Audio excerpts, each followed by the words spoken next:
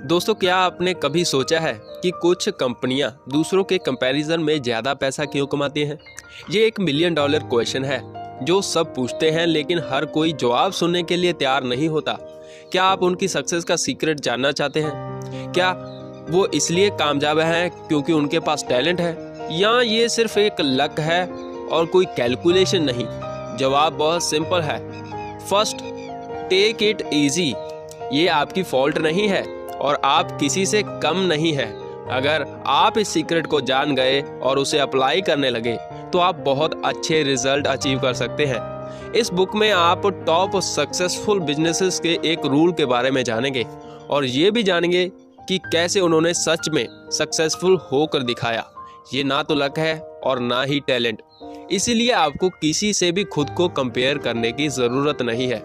ये एक simple fact है।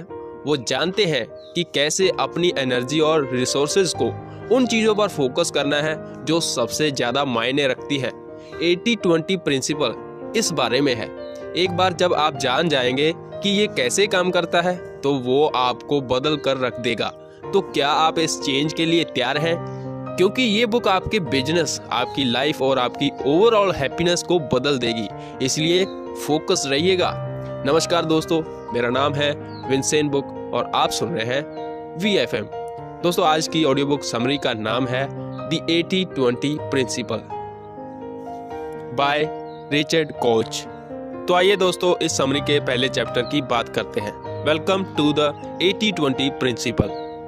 बर्नार्ड शॉ ने एक बार कहा था कि रीजनेबल आदमी सोसाइटी के रूल को फॉलो करके जीने की पूरी कोशिश करता है, लेकिन अनरीजनेबल आदमी ट्राई करता है कि सोसाइटी उसके बनाए हुए रूल्स को फॉलो करे। बर्नार्ड शॉ के अनुसार अनरीजनेबल आदमी वर्ल्ड को चेंज करने में कैपेबल होता है। अलग तरह से कहें तो अगर आप अलग तरह से सोचते हैं तो आप कुछ भी बदल सकते हैं। बचपन से हमें यही सिखाया गया है कि हम जो कुछ भी चाहते हैं उसे अचीव करने के लिए हमने 100% देना होगा। हम बचपन से ही ये बिलीव करते आए हैं कि हमारे एक्शन के सेम रिजल्ट होते हैं। हम यही सोचते हैं कि हर दिन, हर कस्टमर और हर अपॉर्चुनिटी बिल्कुल सेम होती है। ये सोच ही गलत है। अगर आपको अभी भी ऐसा लगता है कि आपने काम में 100% अचीव करने के लिए आपको अपना 100% देना होगा, तो आपको अपनी सोच को अपग्रेड करने की ज़रूरत है। हमारे सोचने का तरीका दुनिया को बदल सकता है। हमें स्मार्ट बनना होगा और सोचना होगा कि कम कोशिश करके ज़्यादा रिजल्ट कैसे हासिल किया जा सकता है। सोचिए, अगर आप ऐसा कर पाए तो आपकी जॉब, हैप्पीनेस और लाइफ कैसी होगी। 80-20 प्रिंसिपल ये बताता है कि हम 80% रिजल्ट सिर्फ 20% एफर्ट करके अचीव कर सकते हैं। ये प्रिंसिपल आपकी लाइफ के हर एरिया में अप्लाई किया जा सकता है। अगर आप 80-20 की तरह सोचना स्टार्ट करते हैं तो आपको समझ में आएगा कि आप 80% प्रॉफिट कमा सकते हैं सिर्फ 20% कॉस्ट पर। तो बाकी 80% का क्या वो इम्पोर्टेंट नहीं है? इसका जवाब ये है कि जब आप ये सोचना शुरू करेंगे कि क्या ज़्यादा इम्पोर्टेंट है, तो आपको ये पता चलेगा कि आपके लिए क्या काम कर रहा है और क्या नहीं। फिर आप उन चीज़ों पर ज़्यादा फोकस कर पाएंगे जो सबसे ज़्यादा इम्पोर्टेंट है। उन बेनिफिट्स के बारे में सोचिए जिनसे आपको प्रॉफिट होगा। अगर आप सिर्फ अपना 20% समय, एफर्ट उस काम में लगा रहे होंगे जो पहले आपकी लाइफ का 100% लेता था, आपकी लाइफ हमेशा के लिए चेंज हो जाएगी। इस आइडिया को पहली बार 100 साल पहले विल्फ्रेडो प्रेटो ने इंट्रोड्यूस किया था। 19वीं सेंचुरी में वो इंग्लैंड के अमीर लोगों के वेल्थ को स्टडी करने की कोशिश कर रहे थे। उन्होंने देखा कि बहुत कम लोग अमीर थे। वो सरप्राइज नहीं हुए क्योंकि उन्होंने यही सोचा था। फिर उन्होंने वेल्थ डिस्ट्रीब्यूशन, पैसा किस तरह सोसाइटी में बटा हुआ है, और इंग्लैंड में रहने वाले लोगों के बीच रिलेशनशिप को स्टडी करने की कोशिश की।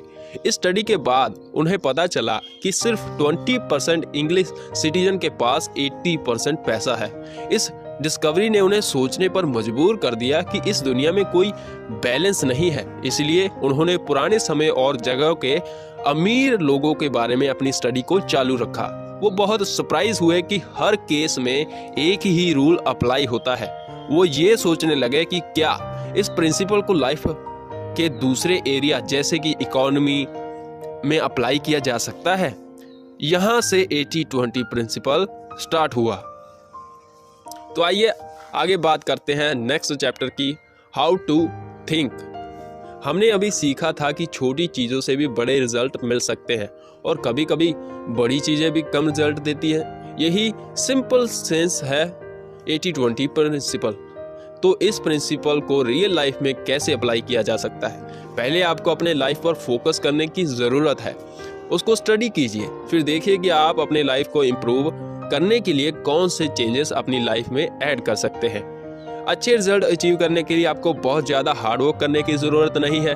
आपको स्मार्ट बनना होगा और ये समझना होगा कि किस काम को करने में कम मेहनत करनी पड़ती है और सबसे ज़्यादा प्रॉफिट होता है। कुछ भी चेंज करने से पहले टाइम लेकर ध्यान से सोचिए। ऐसा करने के 2 तरीके हैं। आप 80-20 की तरह सोच सकते हैं या अपने लाइफ के उस एरिया को स्टडी कर सकते हैं जिसे आप चेंज करना चाहते हैं। फिर जब आप अपना 20% ढूंढ लेंगे, उन कारणों को स्टडी कीजिए, उन पर फोकस करके उन्हें ठीक करने की कोशिश कीजिए और फिर बाकी 80% सेम उसी तरह बनाने की कोशिश कीजिए। एग्जाम्पल के लिए, ऑथर के एक टीचर ने उन्होंने एक लाइफ को बदल देने वाली एडवाइस दी।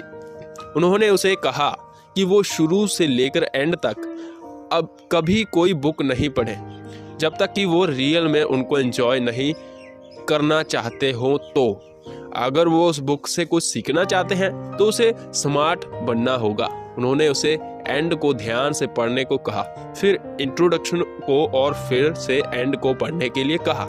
उनके हिसाब से ये काफ़ी था क्योंकि लगभग सारी बुक इंट्रोडक्शन और एंड दोनों में सब कुछ समझा देती है। अगर उसे उस बुक से और इंफॉर्मेशन चाहिए तो सीधे उस पार्ट पर जाना चाहिए जिसकी उसे ज़रूरत है। उसे पूरी बुक पढ़ने की कोई ज़रूरत नहीं है। ऑथर को ये समझ में आया कि उनके टीचर उन्हें बुक कम पढ़कर ज़्यादा सीखने के लिए कह रहे थे। ये एक इजी तरीका था और ख़त्म होने में कम समय लगता था। उन्होंने सोचा कि अगर ये एग्ज़ाम में भी काम करेगा तो क्या होगा। फिर उन्होंने 100 एग्ज़ाम पेपर के सैंपल को स्टडी किया। उन्होंने देखा कि स्टूडेंट को जितना पढ़ाया जाता था उसमें से सिर्फ 20% पार्ट में से ही 80% एग्ज़ाम के क्वेश्चन आए थे। पहले उन्होंने ये सोचा कि ऑक्सफोर्ड का एजुकेशन सिस्टम स्टूपिड था, लेकिन टाइम बीतने के साथ उन्होंने लगने लगा कि शायद उनके टीचर उन्हें रियल वर्ल्ड जैसे वर्क करता था उसके लिए रेडी कर रहे थे। आगे बात करते हैं अगले चैप्टर की, द अंडरग्राउंड कल्ट। यहाँ पर अब सवाल आता है कि इस प्रिंसिपल ने दुनिया में कैसे कंट्रीब्यूशन किया।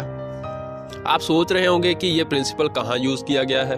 अभी तक इसे बहुत बार अप्लाई किया जा चुका था।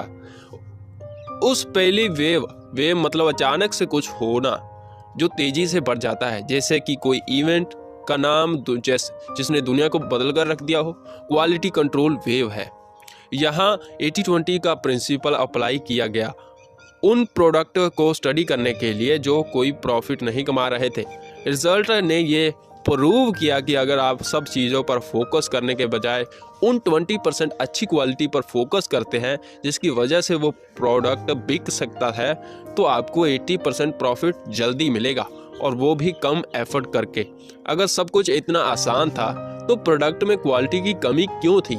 इसका जवाब ये है कि हर कोई इस प्रिंसिपल को यूज़ नहीं कर रहा था। आज तक 80-20 प्रिंसिपल सिर्फ कुछ ही के लिए एक सीक्रेट टूल की तरह था। वो कुछ वर्ल्ड के सबसे सक्सेसफुल बिजनेस हैं। अपने बिजनेस में इस प्रिंसिपल को अप्लाई करने के लिए आपको ट्राई करना होगा कि कम से कम एफर्ट में ज़्यादा प्रॉफिट कमाया जा सके। इसमें आपको अपने बिजनेस के हर एस्पेक्ट को इन्वॉल्व करना होगा। सबसे प्रॉफिटेबल प्रोडक्ट, मार्केट और कस्टमर पर फोकस करना होगा।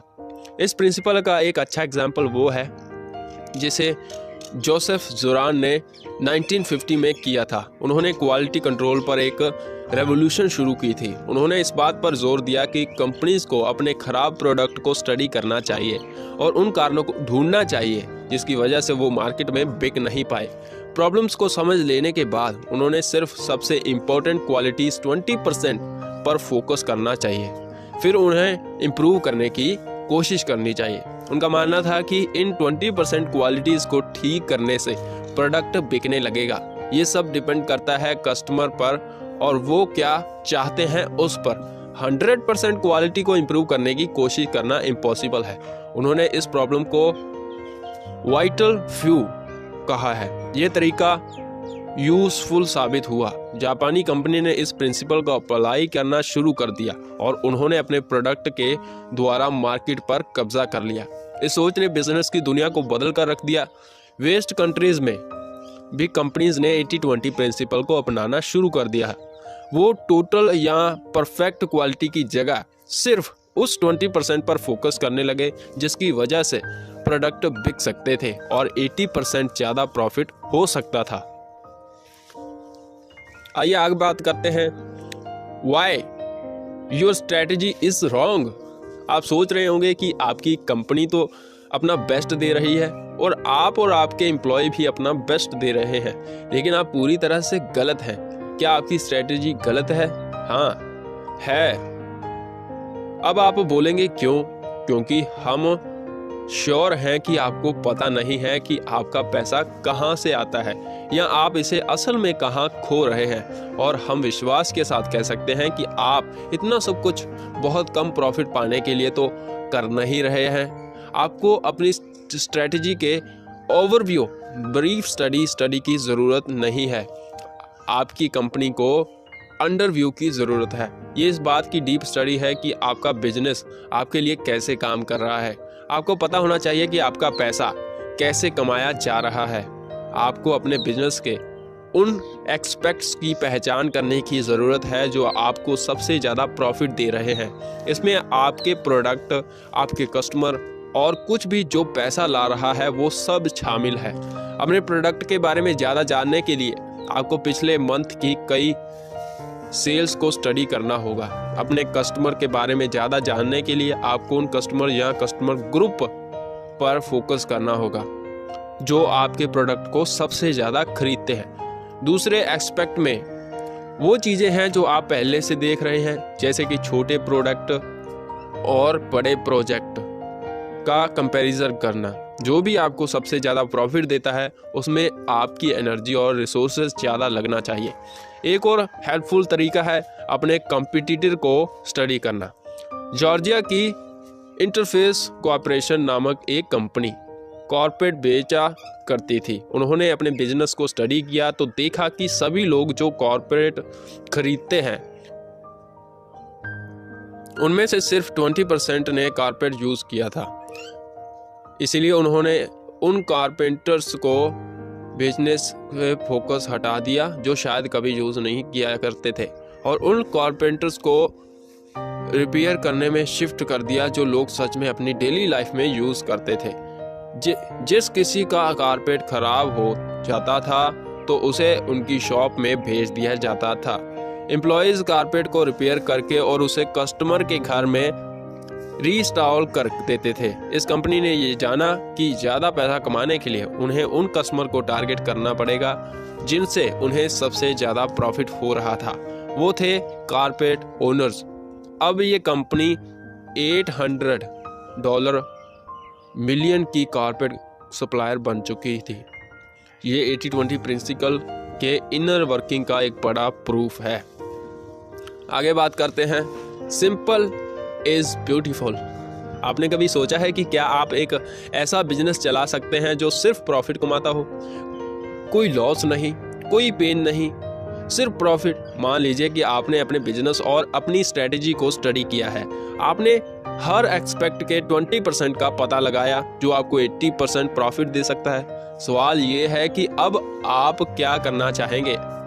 यहीं से प्रॉब्लम स्टार्ट होने लगती है। बहुत सारे बिजनेस ओनर्स अपने 80% प्रोडक्ट जो किसी तरह से मदद नहीं कर रहे हैं, इन प्रोडक्ट को छोड़ना नहीं चाहते हैं। वो सिर्फ प्रॉफिट देने वाले 20% पर फोकस करने के आइडिया को रिजेक्ट करते हैं। वो डरे हुए हैं और वो उस बिजनेस में बिलीव नहीं करते हैं जो 100% प्रॉफिटेबल है। आपको अलग तरह से सोचना होगा। चेंज से लड़िए मत, चेंज लाने वाले बनिए और बस सिंपल रहिए। और सिंपल से ये मतलब नहीं है कि कम का गोल रखिए। बस उस चीज़ से छुटकारा पाइए जो पैसा नहीं कमा रही है, चाहे वो एक प्रोडक्ट हो, एक प्रोडक्ट फीचर या कोई एम्प्लॉय हो। स्मॉल का मतलब ये नहीं कि आपको अपनी कंपनी को एक लिमिट में बांध के रखना है, इसे इंटरनेशनल लेवल पर ले जाइए, लेकिन इसे सिंपल रखिए। कभी कभी अलग बैकग्राउंड के कस्टमर्स को टारगेट करने से सर्विसेज या प्रोडक्ट में कुछ चेंज करने की ज़रूरत होती है। आपको स्मार्ट होना चाहिए और अपना फोकस उन 20% पर ही फोकस करना चाहिए। काम को बहुत ज़्यादा बढ़ाना नहीं चाहिए, क्योंकि आप जितना कमा रहे हैं उससे ज़्यादा पैसे खो सकते हैं। याद रखिए कि कॉम्प्लेक्सिटी में ज़्यादा पैसा खर्च होता है। गुंटर रोमेल 39 कंपनीज के हेड हैं। उन्होंने एक बार इन कंपनीज के कंपैरिजन को स्टडी किया था ताकि ये पता लगाया जा सके कि कौन सी कंपनी पैसा कमाने में सबसे बेस्ट है। ध्यान से स्टडी करने के बाद उन्होंने देखा कि जो कंपनी सबसे आगे थी वो कम कस्टमर्स, कम प्रोडक्ट और कम सप्लायर्स पर फोकस कर रही थी। उन्होंने अंत में ये कहा कि वो क्वालिटी जो हर सक्सेसफुल कंपनी में कॉमन थी वो सिंपलिसिटी थी। अंत में सिंपल हमेशा ज़्यादा इम्पोर्टेंट होता है। एक सिंपल, स्मार्ट और फोकस्ड बिजनेस हमेशा ज़्यादा अच्छा होता है। इसीलिए जब आप अपना 20% ढूंढ लेते हैं तो बस उन पर फोकस कीजिए और उन चीज़ों को छोड़ने में डाउट मत रखिए जो असल में इतनी इम्पोर्टेंट नहीं है। अगर आप सक्सेसफुल होना चाहते हैं तो आपको ब्रेव बनना होगा। अगले चैप्टर की बात करते हैं, हुकिंग द राइट कस्टमर्स। 1960 से पहले सभी कंपनीज मास प्रोडक्शन यानी बहुत ज़्यादा प्रोडक्शन पर फोकस करती थी। 1960 में थियोडोर लेविट ने एक आर्टिकल लिखा था जिसने बिजनेस के पूरे व्यू पॉइंट को बदल दिया। ये आर्टिकल प्रोडक्ट के बजाय मार्केटिंग और कस्टमर सेटिस्फैक्शन पर फोकस करने के बारे में था। 1990 तक सक्सेसफुल कंपनीज ने मार्केट को स्टडी करने के लिए कस्टमर सेंटर्ड अप्रोच यानी कि कस्टमर पर फोकस करने पर ध्यान दिया, अप्लाई करना शुरू किया। ये हिस्ट्री में एक बहुत बड़ा शिफ्ट था। ये सोच पूरी तरह ठीक नहीं थी। एक बार कंपनीज ने कस्टमर पर फोकस करना शुरू किया और अलग अलग तरह के लोगों को सेटिस्फैक्शन देने के लिए अपने आप को और बढ़ाने की कोशिश की तो प्रोडक्शन और मार्केटिंग का खर्चा बहुत ज़्यादा बढ़ गया। तो ये डिसाइड करने के लिए कि कौन से कस्टमर पर फोकस करना चाहिए, आपको 80-20 प्रिंसिपल को स्टडी करने की ज़रूरत है। आपके बिजनेस को सबसे ज़्यादा प्रॉफिट कराने वाले कस्टमर पर फोकस करना चाहिए। उनकी ज़रूरत को स्टडी कीजिए, उन्हें खुश करने के लिए ऐसे प्रोडक्ट बनाइए जिन्हें वो कभी भी कहीं से भी खरीद सकते हों। एक ब्रॉडकास्टिंग कंपनी जो WQHT और WRKS रेडियो स्टेशन की ओनर है, अपनी मार्केटिंग स्ट्रेटजी के कारण बहुत सक्सेसफुल रही है। वो उन थोड़े से लोगों में से है जो पैसा कमा लेते हैं, जो उनके चैनल को रेगुलर सुनते थे। उन्होंने ऐसा कैसे किया? उन्होंने कहा कि वो अपनी बिजनेस स्ट्रेटजी में 80-20 प्रिंसिपल को फॉलो कर रहे थे। वो थोड़े लोग जो उनके चैनल को रेगुलर सुनते थे, उन्होंने बस उन्हें अपना टारगेट रखा। फिर उन्होंने सिर्फ उन शोज़ को शुरू किया जिसे उनकी टारगेट ऑडियंस सुनना पसंद करती थी। उन्होंने कहा कि वो हर एक लिसनर पर फोकस करते थे जो उनके टॉप 20% फॉलोअर्स में थे और कोशिश करते थे कि वो उनके चैनल को लंबे समय तक सुने। ऐसा करने से इन लोगों ने उन्हें वीक में 12 घंटे सुनने से बढ़ाकर 25 घंटे सुनने लगे। जरा सोचिए कि ये कंपनी कितना पैसा कमा रही होगी। उन्होंने सिर्फ राइट कस्टमर पर फोकस किया। आगे बात करते हैं नेक्स्ट चैप्टर की, the top 20 business uses of the 80-20 principle. अब तक हमने सीखा कि 80-20 प्रिंसिपल को कैसा अप्लाई करना चाहिए। सबसे अच्छी क्वालिटी वाले प्रोडक्ट को चूज करने के लिए उन चीज़ों की कॉस्ट को कम करना चाहिए जो ठीक से काम नहीं कर रही है, और मार्केट और स्ट्रेटजी के बारे में भी सीखा। इस प्रिंसिपल को और भी जगह अप्लाई किया जा सकता है। बिजनेस का मेन फोकस होता है सही डिसीजन लेना। अगर आप अपने बिजनेस में बहुत सारे प्रॉब्लम्स को फेस कर रहे हैं तो रुकिए और चैन की सांस लीजिए और पता कीजिए कि कौन सा डिसीजन ज़्यादा ज़रूरी है, फिर उस पर फोकस कीजिए। सिर्फ उस पर सही डिसीजन आप सिर्फ तब ले सकते हैं जब आप सही सवाल पूछते हैं, जैसे कि कौन सी चीज़ अच्छे से काम कर रही है और कौन सी नहीं। हम आगे किन प्रॉब्लम्स को फेस कर सकते हैं। अगर आप कोई डिसीजन लेते हैं और वो ठीक से काम नहीं करता है तो आपने माइंड को जल्दी से चेंज कीजिए, स्टबर्न मत कीजिए। अगर आपके डिसीजन आपको प्रॉफिट करा रहे हैं तो सोचिए कि आप इससे भी और ज़्यादा कैसे कमा सकते हैं। इस प्रिंसिपल को इन्वेंट्री मतलब स्टॉक कंट्रोल करने के लिए भी अप्लाई किया जा सकता है। अगर आपने स्टॉक को स्टडी करेंगे तो आपको पता चलेगा कि सिर्फ 20% प्रोडक्ट को बेचकर 80% प्रॉफिट कमाया जा सकता है। तो आप अपने इन्वेंट्री में वो 80% प्रोडक्ट क्यों रखते हैं जो प्रॉफिट नहीं कमा रहा है? क्या आप जानते हैं कि आप इन प्रोडक्ट पर कितना पैसा वेस्ट कर रहे हैं? हमें लगता है कि बहुत ज़्यादा।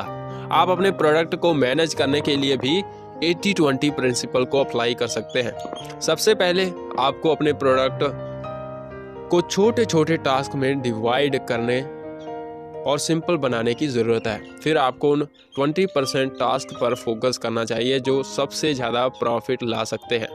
अपने प्रोडक्ट के लिए एक डेडलाइन सेट करना बहुत हेल्पफुल होता है। ये आपको कम समय में ज़्यादा करने के लिए एक पुश देता है। फिलोफैक्स कंपनी के हेड रॉबिन फील्ड थे। ये कंपनी बाइडर्स बेचती थी। ऑथर इस स्टोरी को बताते हैं कि कैसे 1980 में यह कंपनी कंट्रोल से बाहर हो गई थी। उन्होंने सभी टाइप के प्रोडक्ट को बनाने के लिए अपने स्टॉक को बढ़ा दिया था। जो बाइंडर्स को बेच रहे थे उनमें सभी तरह के साइजेस, स्किन और थीम थे। ये शायद एक बहुत अच्छी स्ट्रेटजी लग सकती होगी, लेकिन इसके रिजल्ट बहुत ख़राब थे। इसे इन्वेंट्री में बहुत ज़्यादा प्रोडक्ट भर गए थे, उसे खरीदने वाला कोई नहीं था। एक और प्रॉब्लम थी, इन बाइंडर्स को जो नए प्रोडक्ट ऐड किए गए थे वो यूज़ करने में इतने कॉम्प्लेक्स थे कि इससे सिर्फ कंफ्यूजन होने लगी। ज़रा सोचिए, इन कॉम्प्लेक्स महंगे बाइंडर्स को बनाने में कितना पैसा खर्च किया गया होगा। अब वो सिर्फ स्टॉक में पड़े थे। इससे ये साबित होता है कि स्टॉक मैनेजमेंट आपके बिजनेस की सक्सेस के लिए कितना इम्पोर्टेंट है। आगे बात करते हैं नेक्स्ट चैप्टर की। The vital few give success to you. Success luck की वजह से नहीं बल्कि हार्डवर्क और सिस्टमेटिक तरह से काम करने से मिलता है। आपको इस बारे में सीरियस होकर सोचना शुरू करना होगा कि क्या चीज़ है जो सच में पैसा कमा सकती है, और फिर बाकी चीज़ों को इग्नोर करना होगा। क्या आपको लगता है कि आपके सभी एम्प्लॉयज़ आपकी कंपनी में सेम वैल्यू ऐड करते हैं? वैल्यू ऐड करना मतलब उनके कॉन्ट्रीब्यूशन या काम से कंपनी को क्या फ़ायदा हुआ है। सब एम्प्लॉयज़ सेम नहीं होते हैं, सभी सेम वैल्यू ऐड नहीं करते हैं। कुछ आपके काम को ख़राब कर देते हैं, कुछ सिर्फ पैसेंजर्स जैसे होते हैं और कुछ बहुत इम्पोर्टेंट होते हैं।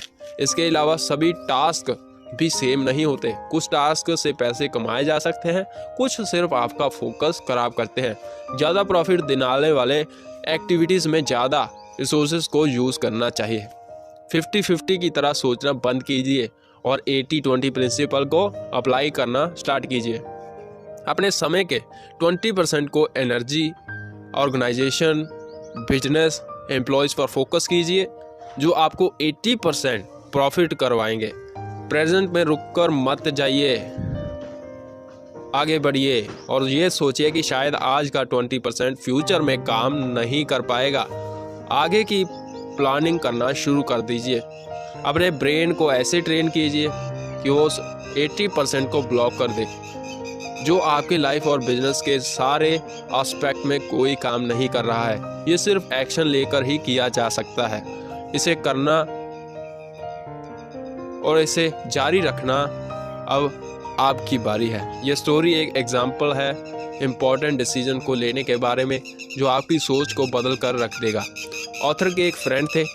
उनके फ्रेंड को अपने एम्प्लॉयज़ के बीच एनुअल बोनस को डिवाइड करने में बहुत मुश्किल हो रही थी। उनके फ्रेंड को पता था कि 100 में से सिर्फ 2 एम्प्लॉयज़ की वजह से 50% प्रॉफिट कमाया गया था। वो रूल के अगेंस्ट जाकर उन 2 एम्प्लॉय को दूसरों से ज़्यादा बोनस देने में हिचकिचा रहे थे। हालांकि वो दोनों ये डिजर्व करते थे। उन्होंने ऐसा करने में हिचकिचाहट हो रही थी। ऑथर ने अपने फ्रेंड को आइडिया दिया कि वो उन्हें हाफ बोनस दे दे, लेकिन उनके फ्रेंड ने ऐसा करने से मना कर दिया। बाद में अपने एनालिसिस में उन्हें पता चला कि एक एम्प्लॉई ने फर्म के लिए 0 प्रॉफिट कमाया है, उसे तो 0 बोनस मिलना चाहिए, है ना। भले ही ऐसा करना लॉजिकल था, लेकिन बैंक के हेड ने ऐसा नहीं किया क्योंकि वो एम्प्लॉई दूसरों के कंपैरिजन में ज़्यादा पसंद किया जाता था। उनके फ्रेंड मेरिट ने बेसिस पर नहीं बल्कि सोशल रिलेशनशिप के बेसिस पर डिसीजन ले रहे थे। ये एक बहुत बड़ी गलती थी। इसकी वजह से उन्हें बहुत लॉस हो रहा था। वो बहुत लकी थे कि उस एम्प्लॉई ने किसी और जॉब के लिए वहाँ काम छोड़ दिया था। ये फोकस की कमी था और एक अच्छा एग्जाम्पल था। उनके फ्रेंड को उन 2 एम्प्लॉयज़ पर ज़्यादा फोकस करना चाहिए था जो रियल में फर्म के लिए प्रॉफिट कमा रहे थे। अगर वो उन पर ज़्यादा फोकस करते और सपोर्ट देते तो वो फर्म और ज़्यादा प्रॉफिट करवाते।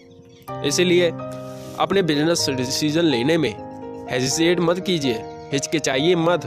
ब्रेव होकर उन वाइटल फ्यू पर फोकस कीजिए जो आपके प्रॉफिट को बहुत ऊंचा ले जा सकते हैं। आगे बात करते हैं नेक्स्ट चैप्टर की, बीइंग फ्री। 80-20 प्रिंसिपल आपको फ्रीडम दे सकता है। अपने हार्डवर्क और कभी न खत्म होने वाले एफर्ट्स को बजाय आप थोड़े टाइम काम करके ज़्यादा पैसा कमा सकते हैं। आपको इस प्रिंसिपल को अपने बिजनेस में सीरियसली अप्लाई करना होगा। हमारा गोल ये नहीं है कि आप बस किसी एक बेनिफिट के लिए 80-20 की तरह सोचें और बस फिर रुक जाएं। इसका एम है आपके ब्रेन को इस तरह ट्रेन करना कि वो हमेशा 80-20 जैसा ही सोचे। एक बार जब आप उस स्टेट में पहुंच जाएंगे तो आपकी लाइफ का हर काम अपने ज़्यादा से ज़्यादा पोटेंशियल तक पहुंच जाएगा। अगर आप ऐसा करते हैं तो आपके लाइफ में हमेशा प्रोग्रेस होती रहेगी। प्रोग्रेस एक पॉजिटिव अप्रोच है जो आपकी लाइफ को ज़्यादा एंजॉयबल बना देगा। आपको पता होना चाहिए कि अपने एम्बिशंस को पाने के लिए हमेशा ज़्यादा देर तक काम करने और रातों की नींद खराब करने की ज़रूरत नहीं होती है। आपको अपने गोल्स तक पहुंचने के लिए दिन भर बिजी रहकर काम करने की भी ज़रूरत नहीं है। अगर आप 80-20 प्रिंसिपल को यूज़ करते हैं तो आप एक स्मार्ट ऑर्गेनाइज्ड लाइफ जी सकते हैं। अपने गोल्स को पाने के लिए कम कोशिश की काफ़ी है। प्रोग्रेस का मतलब फ्रीडम है। आप जहां हैं बस उससे ही खुश मत हो जाइए। दुनिया हमेशा बदलती रहती है और टॉप पर बने रहने के लिए आपको प्रोग्रेस की रेस में हमेशा जीतना होगा। The decline and fall of Roman empire के ऑथर एडवर्ड गिबन हैं। उन्हें प्रोग्रेस का कैप्टन माना जाता है। उनका मानना था कि इंसान कभी भी सेटिस्फाइड नहीं होगा। लोग हमेशा परफेक्शन को खोजेंगे। परफेक्शन सिर्फ प्रोग्रेस करके ही हासिल की जा सकती है। वो इस नतीजे पर पहुंचे कि वेल्थ और हैप्पीनेस हमेशा बढ़ती रहेगी। अब आप चाहे जितना भी पैसा कमा रहे हो, हमेशा कोई ऐसा होगा जो आपसे ज़्यादा कमा रहा होगा। आपके बिजनेस में चाहे आप कोई भी स्ट्रेटजी लगाकर खुश हो रहे होंगे, कोई और आपसे बेटर स्ट्रेटजी अप्लाई कर रहा होगा, तो आप सबसे बेस्ट होने की कोशिश क्यों नहीं करते? ये तो साबित हो चुका है कि 80-20 का प्रिंसिपल सभी के लिए काम करता है। तो दोस्तों, हम पहुंच गए हैं इस समरी के कंक्लूजन तक। इस जर्नी में आपने इम्पोर्टेंट लेसन सीखे जो आपकी लाइफ को बदल देंगे। आपने सीखा कि आपकी लाइफ को हर तरह से पूरा करना पॉसिबल है। आपको सिंपल ट्रिक्स फॉलो करके कम काम से ज़्यादा पैसा कमा सकते हैं। आपको बस अपने लाइफ को स्टडी करना है, फिर उस पर फोकस करने की कोशिश करनी है जो आपको सबसे ज़्यादा प्रॉफिट देती है, चाहे वो पैसा हो या कुछ और। 80-20 प्रिंसिपल को किसी भी चीज़ में सक्सेसफुल होने के लिए अप्लाई किया जा सकता है। आपने सीखा कि आपको कैसे अपनी स्ट्रेटजी चेंज करनी है और उन वाइटल फ्यू पर फोकस करना है जो आपको सक्सेसफुल बनाने में सबसे ज़्यादा इम्पोर्टेंट है। आपने ये भी सीखा कि ज़्यादा पैसा कमाने के लिए आपको सिंपल तरह से सोचना होगा। अगर आपका बिजनेस बहुत बड़ा है तो आपको ये डिसाइड करना होगा कि कौन सी चीज़ ज़्यादा इम्पोर्टेंट है और कौन सी नहीं, और उस चीज़ को छोड़ने के लिए तैयार रहना होगा जो आपको आगे बढ़ने से रोक रही है। ऐसा करना हार्ड हो सकता है, लेकिन टॉप पर रहने का सिर्फ यही एक तरीका है। आपको ऐसा सोचना होगा कि आपके लिए एक ऐसी लाइफ हो सकती है जहां आप सिर्फ अपना 20% देकर दुनिया से 80% वापस ले सकते हैं। यहाँ कोई बैलेंस नहीं है, सिर्फ जो इंटेलिजेंस यूज़ करेगा वही अपनी लाइफ में रूल करेगा। इसलिए स्मार्ट बनो, 80-20% की तरह सोचो, फिर दुनिया पर रूल करो। तो दोस्तों, ये थी आज की समरी। आपको ये समरी कैसी लगी कमेंट बॉक्स में आप बता सकते हैं, और आगे आप कौन सी समरी सुनना चाहते हैं ये भी हमें बता सकते हैं। Wish you all the best. Thank you.